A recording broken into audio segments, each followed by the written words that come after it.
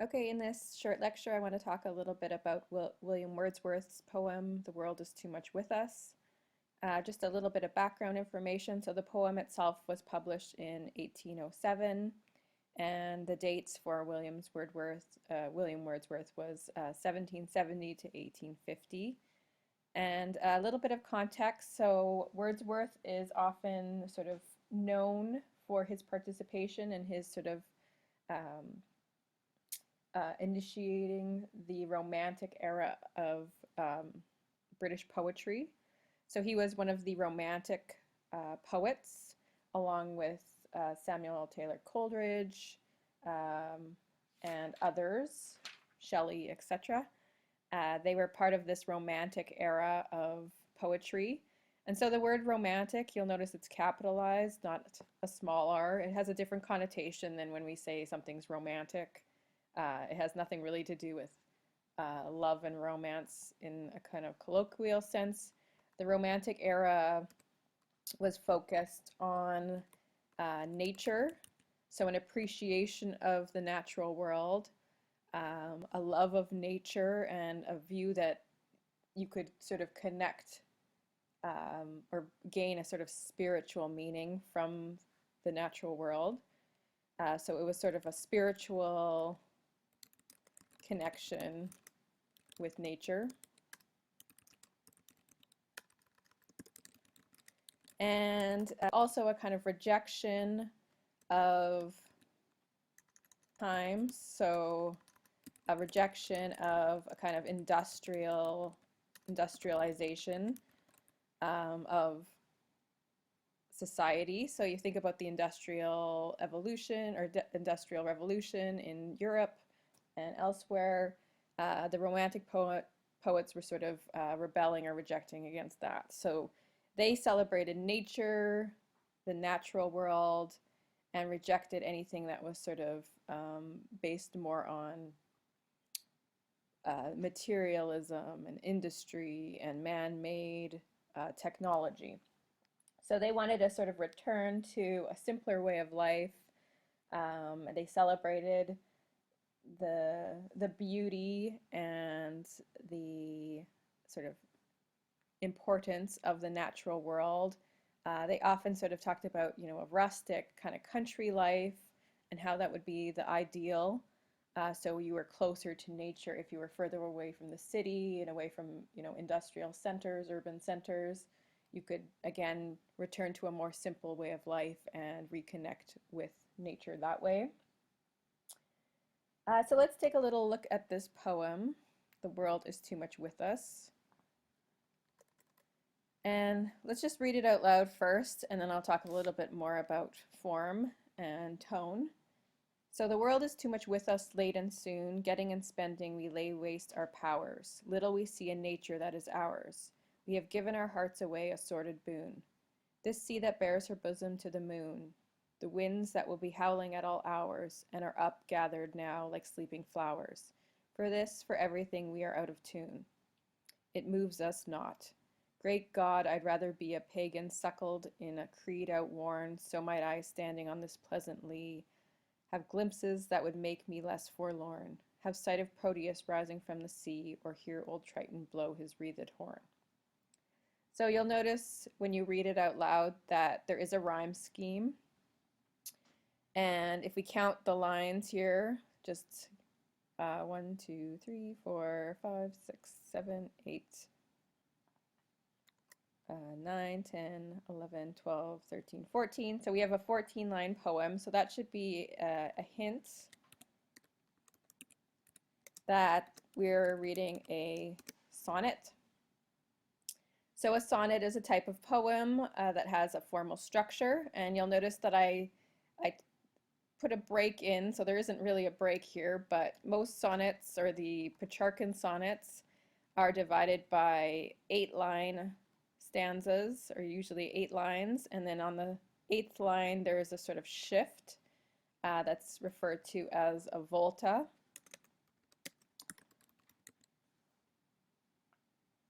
So I'll just highlight some of these terms here. So on that 8th line, here. We have a shift or change in tone, where we have the first 8 lines are sort of setting up the premise of the speaker's topic of discussion, and then the last 6 lines are sort of the solution to the problem. So let's take a look again at the first 8 lines, and then we'll talk a little bit about the last 6 lines separately as a kind of solution to a problem. You'll notice, I'll just write here, so 8 lines. 8 lines is referred to as an octave, and the 6 lines are a sestet. So 8 lines and 6 lines, and this is a Petrarchan sonnet style.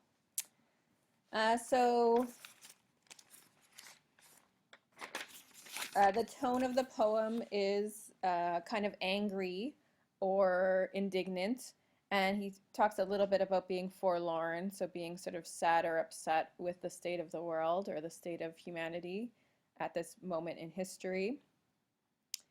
And his complaint, so he's going to outline the problem that he sees in the world in the first 8 lines, and then he's going to give a sort of suggestion of what could be changed or improved to sort of give a solution to this problem.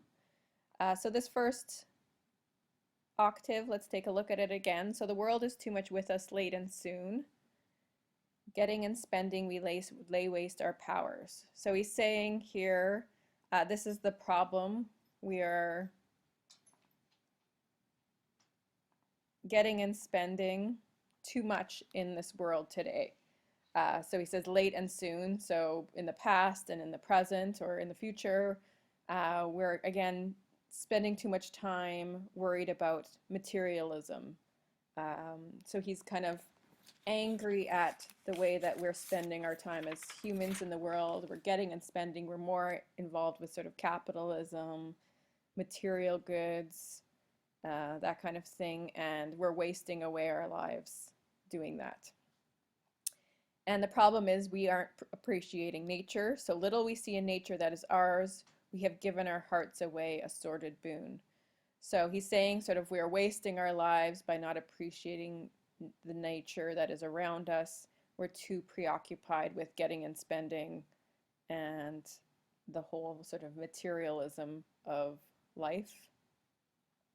And he thinks this is a problem. So this is something that we're struggling with in today's society. And this kind of resonates again to a modern audience. He was again talking about industrialization and capitalism and materialism, but all these things are sort of still part of our everyday lives today. You know, we are now more than ever still bound up in kind of materialistic, you know, wealth, accumulating things, you know, our iPhones and our you know, computers and all that kind of stuff. So even more now than when he was alive, we're kind of maybe alienated from the natural world and obsessed with accumulation of goods and material things. So the next 4 lines that make up this octave, he's sort of describing elements of nature. So he talks about the sea that bears her bosom to the moon. So here we have an example of personification. So the sea is portrayed or represented as a female, a woman, bearing her bosom to the moon, and it's kind of this beautiful image where the ocean meets the sky. And then he talks about the winds that will be howling at all hours and are upgathered now like sleeping flowers. Again, a nice simile here, using the word like. We know it's a simile. So he's describing elements of nature kind of personified, and you know, basically describing the sea and the sky, the winds that are in the air and the water, and we're saying that we're sort of not appreciating this beauty that's all around us. We're too consumed with the material world. So he says, for this, for everything, we are out of tune. So basically, we are out of tune with the natural world. So if you're out of tune, again, you're out of sync, you're not getting along with it, you're disconnected or alienated from the thing that would help feed our souls or keep us spiritually joyous and happy. So he's saying humanity here is disconnected. We are out of tune with nature. It moves us not. So we're not moved or appreciative of the beauty of the natural world around us. So something, he says, is wrong with humanity. This situation is unbalanced, and that's the problem he sees in today's society. So we're too much obsessed with getting and spending and not enough with appreciating the beauty of the world around us. This is a very romantic poet sentiment, so they often talk about this kind of thing, so appreciation of nature.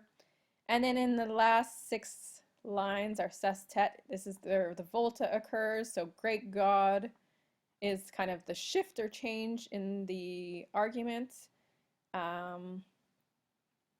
So great God is that volta, and usually it's a word. It could be the word but, it could be hence or therefore. It's usually kind of a transition in the poem that breaks up the first half and then the last half of the poem. But great God here is your volta. So he says, great God, I'd rather be a pagan, suckled in a creed outworn, so might I, standing on this pleasantly, have glimpses that would make me less forlorn, have sight of Proteus rising from the sea, or hear Triton blow his wreathed horn. So he's kind of giving us a solution or presenting us with an alternative to the way that we've been living our lives in this modern world. And he's saying we have to go back to how it was in the past, or he's saying he'd rather go back to the past and reconnect with a kind of pagan roots of humanity, because they were the ones who sort of celebrated, worshipped nature. So if you don't know what a pagan is, that's probably a good thing to sort of look up. So you might want to do a search, a definition for what a pagan is, to sort of understand that a little bit more. Essentially, a pagan is somebody who has a kind of divine connection or worship or adores the natural world. And it's kind of a person who's more closely connected with nature. So it's sort of pre-Christianity. Pagan beliefs are sort of seen as pre-Christian. So it's sort of a return. He's asking or seeking a kind of return to a more simple way of life. There, again, creeds outworn. There weren't many people who identified as pagans anymore, so it's kind of an outworn ideology. But he sees value in going back to this idea that, you know, all humanity should worship the natural world, and in that worship we will feel more connected and maybe more happy, not so forlorn. So he says he'd rather be a pagan and believing in the power of nature so that he might stand on this pleasant lea. Again, some of these words are old-fashioned, so you might want to look them up. A lea is just a field, usually like a field of grass. But again, he wants to be out in nature, in the natural world, and have the chance to sort of connect to this greater natural world that inspires him and gives him joy. And he, in this field, he would have glimpses that would make him less forlorn. So he's sort of seeing it as a solution to the problem. In the modern world, even, we have a lot of, you know, depression and anxiety, and we're too sort of caught up in our modern devices that we become depressed. And he's saying, in a way, we would be less depressed, less anxious, if we were more connected to the natural world, if we would, turn off our iPhones. I mean, he's not talking about iPhones, but I can't sort of divide that from what our lives are now. But he's again, go out to nature, reconnect with the natural world, and that will make us less depressed, less anxious, less angry. It'll be a sense of renewal. And then these final last images, he's making reference to Proteus and Triton. So these are, again, allusions. Allusions to Greek gods. So he is making an allusion to two ancient figures in Greek mythology, Proteus, who was a shape-changing sea god, and Triton, who was also a sea god. If you're familiar with the Little Mermaid, Triton is sort of like Poseidon, or a kind of sea god that's been sort of depicted in many different narratives. So he's saying, if he had a glimpse, he would again be able to sort of connect with these gods, this natural world that was once viewed as the source of our spirituality. So the pagans worshipped nature, gods in nature. Proteus and Triton were two examples of these gods of nature, gods of the sea. So if we could connect again to seeing or connecting our spirituality to the natural world, he said we would be, better off. We would be less forlorn, less sad, less anxious, less depressed, and reconnect with this ancient connection to the natural world. So yeah, that's the sort of allusion there at the end. So he's sort of presenting a solution to the problem. Again, the problem is that we're too materialistic. We're not appreciating nature. We're out of tune with the natural world and unmoved by it. We don't sort of appreciate nature and what it can sort of allow us to achieve in our lives, spiritually, mentally. So if any of you have that experience of going to nature, sort of disconnecting from your modern life and going to nature, it is often very restorative. And that's sort of what he's talking about in a way. The Romantics celebrated nature as a kind of restorative spiritual experience. And then he's sort of saying here he'd rather be a pagan. He'd rather go back to an old-fashioned way of thinking, because that's what would maybe help him heal from his sort of existential depression and anger. And maybe then he would be able to see the beauty and the power of nature as a kind of, almost in a religious sense. So if we sort of view nature as a kind of religion and a spiritual presence, then maybe we wouldn't be so disconnected, so alienated in this modern world. So the world is too much with us. Again, that's the title of the poem, but it's kind of a complaint, and it's stating a problem that he's seeing in the world. Again, he wrote it in 1807, but again, the sentiment of this poem is very much with us today, still very much relatable in terms of our modern discontent, our modern sense of alienation from the natural world, and how we're sort of trying, I think, at least at this point in time, to reconnect with the natural world, because it's almost too late for us. We're going to a point where we can't sort of backtrack again, and he's asking us to sort of return to a simpler time where we were less concerned about modern progress and more concerned about a deep spiritual connection to the natural world around us. So that's what this one's about. If you have any questions about the poem, feel free to leave comments in, and I'll try to get back to you.